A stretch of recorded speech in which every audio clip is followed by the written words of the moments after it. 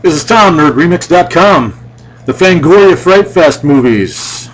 I reviewed Dark House a couple weeks ago. Now I have The Hunger. Oh, I'm sorry, not The Hunger. It's Hunger. Centers around some people randomly. Let me see if you've heard this before, okay?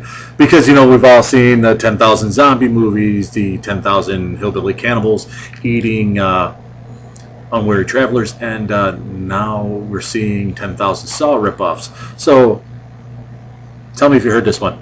A group of people wake up in a dark basement dungeon type place. They got to feel their ways around it first before any lights come on. They all have something in common. They're all being held prisoner by a madman. Yeah, you've heard that before, right? Well, in Hunger, the madman in question, and this is going to have some spoilers, the madman in question is a guy that as a kid got in an auto accident with his mom. They were stranded in, before anybody found him for weeks. He was pinned in a car and he ended up beating his mom's arm or some shit like that. But anyway, it fucked him up as, it probably would. So he decides to kidnap a bunch of people who all have something in common. This was directed by a man named Stephen Hentges. I don't know if that's right or not. It was written by L.D. Gaffigan. And let me run down the people real quick. Jordan, which is basically the female lead, the final girl. She's played by somebody named Lori Herrig. And then you have Grant, which is an older, the square-jawed, stone-washed, jeans-wearing hero. He's played by Lyndon Ashby. And then you have Luke, who is kind of a dickhead, kind of the punk kid.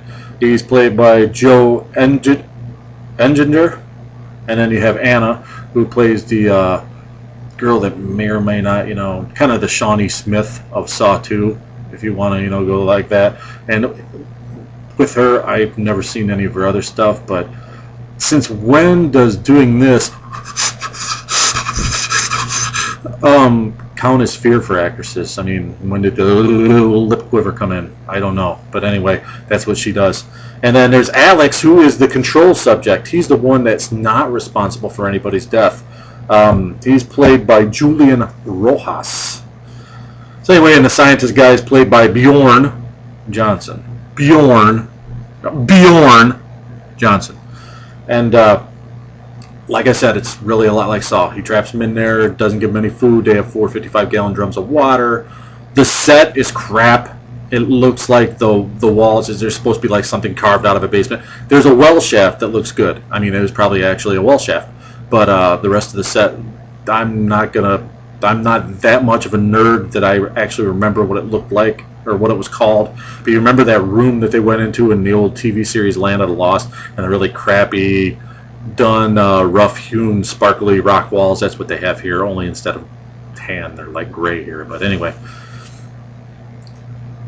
this movie wants to be good because the performances by the actors are pretty good, especially the girl that plays Jordan, the Lori Herring, I think it's Herring, I don't know. She's really good. The guy that plays Grant's pretty good, but it suffers from a very derivative storyline.